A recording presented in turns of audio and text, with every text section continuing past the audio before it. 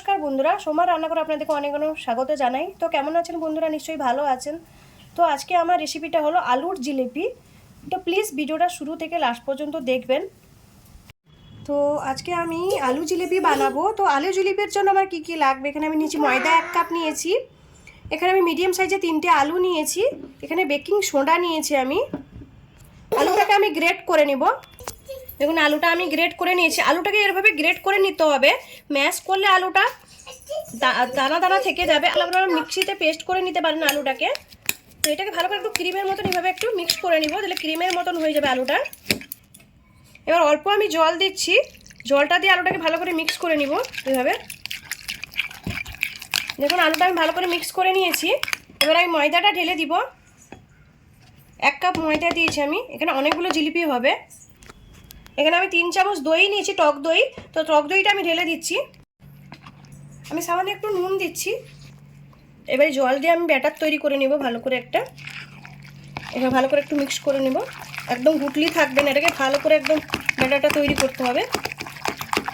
দেখুন ভালো করে আমি মিক্স করে নিয়েছি। এখানে আমি ইয়েলো ফুড কালার নিয়েছি, আপনারা চাইলে অরেঞ্জ ফুড কালারটাও আপনারা নিতে পারেন। তো আমি এখানে ফুড কালারটা দিয়ে দিব। ফুড কালারটা দিয়েও ভালো করে মিক্স করে নিব। এটা অনেক সিম্পলভাবে জিলিপিটা হয় আর ঝটপট করে, এটা খুব বেশি সকাল থেকে মেখে রাখতেও হয় না, 15 মিনিটেই জিলিপিটা তৈরি হয়ে যায়। তো এইভাবে আমি ভালো করে মিক্স করে নিব। এখানে আমি বেকিং সোডা দিচ্ছি 1 চামচ। এবার এটাকে ভালো করে মিক্স করে নিব। বেকিং সোডা দিয়ে ভালো করে মিক্স করে নিব এভাবে। এটা ভালো করে মিক্স করে নিয়েছি, এটাকে আমি ঢাকা দিয়ে রেখে দিব 10 মিনিট। যতক্ষণ ব্যাটারটা রেস্টে আছে আমি এখানে চিনি শিরাটা করে নিব। এখানে 1.5 আমি জলটা দিলাম শিরার জন্য। চিনিটা আমি দিয়ে দিলাম মেজারমেন্ট কাপে, 1 কাপ চিনি দিয়েছি। আর একটু লাগবে চিনি আমার, মিষ্টিটা আপনাদের হিসেবে আপনারা দিতে পারেন। দেখুন চিনি শিরাটা তৈরি করে নিব আমি।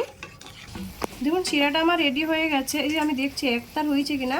জিলিপির মধ্যে একতার কোনো দরকারই নেই একতার হওয়া, তবেও একটু একতারের মতন হয়ে যাচ্ছে। এখানে আমি ইয়েলো ফুড কালারটা নিয়েছি, তো কালারের জন্য ইয়েলো ফুড কালারটা আমি দিলাম।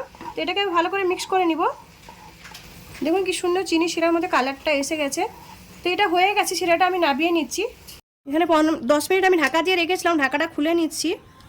এটাকে আরেকটু মিক্স করে নিব আমি এখানে বেকিং সোডা দিয়েছি, তো আপনারা চাইলে ইনোটাও দিতে পারেন, ইনোর মধ্যেও অনেকটা ভালো হয় জিলিপিগুলো। এখানে আমি জিলিপি বানাবো, তো আমি এখানে দুধের প্যাকেট নিয়েছি, দুধের প্যাকেটের মধ্যে বানাবো, আর একটা আমি এটার মধ্যেও বানাবো। তো এটাকে আমরা চুঙ্গি বলি, আমি জানি না আপনারা কি বলেন। তো এটার মধ্যেও আমি বানাবো। দেখুন আমি একটা দুধের প্যাকেটটার মধ্যে আমি ঢুকিয়ে নিয়েছি। এবার আমি এখানে কেটে দিব। জিলাপি যেই হিসাবে করব, ছোট কিংবা মোটা কি পাতলা, তো সেই হিসাবেই আমি কেটে নেব। আমি এদিকে তেলটাও বসিয়ে দিয়েছি। তো আমি এই দুধের প্যাকেটের মধ্যে ঢুকিয়ে নিয়েছি। দেখুন একটা মুখে রবার লাগিয়ে নিয়েছি, তো এখানে একটা ছেদ করে নিয়েছি। এবার আমি দিয়ে দিব জিলিপিগুলো। এবার আমি দিয়ে দিব। জিলাপি যখন বানাবে তেলের গ্যাসটা একটু স্লো করে রাখবেন। তো এইভাবে আমি দিয়ে দিচ্ছি,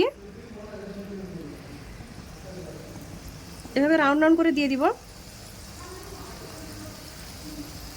এবার সরিয়ে আমি দিয়ে দিব সবগুলো। দেখুন কত সুন্দর হচ্ছে জিলাপিগুলো। এবার উল্টে দিব আমি কিন্তু স্লো গ্যাসেই জিলিপিগুলো ভাজছি। স্লো গ্যাসে ভাজলে ক্রিস্পি হবে জিলিপিগুলো, তো একদমই স্লো গ্যাসে ভাজবেন।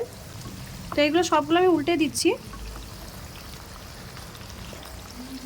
আমার এই রেসিপিটা যদি ভালো লাগে তো সাবস্ক্রাইব করে দিবেন, আর আমার চ্যানেলটার পাশে থাকবেন। আর আমাকে যদি ফেসবুকে দেখছেন তো ফেসবুকে ফলো করবেন। দেখুন আমার সব জিলিপিগুলো সব হয়ে গেছে, আমি এটাকে তুলে নিচ্ছি। এই আমি চুঙ্গিটা নিয়েছি, চুঙ্গির মধ্যে আমি ভরে নিয়েছি। এবার এটার মধ্যে আমি জিলিপিটা তৈরি করব। এই যে দেখুন, বাড়িতে দুধের প্যাকেট না থাকলেও আপনারা এভাবেও জিলিপিটা তৈরি করতে পারবেন। দেখুন এভাবে কত সুন্দর করে জিলিপিটা আমি তৈরি করে নিলাম। এই যে দেখুন কি সুন্দর করে আমি দিয়ে দিয়েছি। দেখুন এই জিলিপিগুলোও হয়ে গেছে, আমি তুলে নিচ্ছি। বাকি জিলিপিগুলো আমি এইভাবে সবগুলো ভেজে নিব। দেখুন জিলিপিগুলো আমার ভাজা তো হয়ে গেছে, আমি রসের মধ্যে চুবিয়ে নিব, এভাবে দিয়ে দিব রসের মধ্যে। আমি এবার চামচ দিয়ে একটু ডুবিয়ে নিব রসের মধ্যে ভালো করে এভাবে। এটা আমি রসের মধ্যে দিয়ে দিয়েছিলাম, তো এবার আমি তুলে নিব রসের মধ্যে থেকে। আমি এবার একটু রস ছড়িয়ে দিব উপর থেকে এইভাবে। রসের থেকে তো আমি চুবিয়ে এনেছি। দেখুন কত সুন্দর লাগছে জিলিপিগুলো, আলুর জিলিপিগুলো দেখুন কত সুন্দর হয়েছে আমার, একদম মিষ্টি দোকানের মতো আমি জিলিপিগুলো রেডি করলাম। এটা ভেঙে আমি দেখাচ্ছি, দেখুন কত ক্রিস্পি হয়েছে, দেখো ভিতর থেকে পুরো রসগুলো ঢুকে আছে একদম। এই যে দেখুন কত সুন্দর হয়েছে জিলিপিগুলো।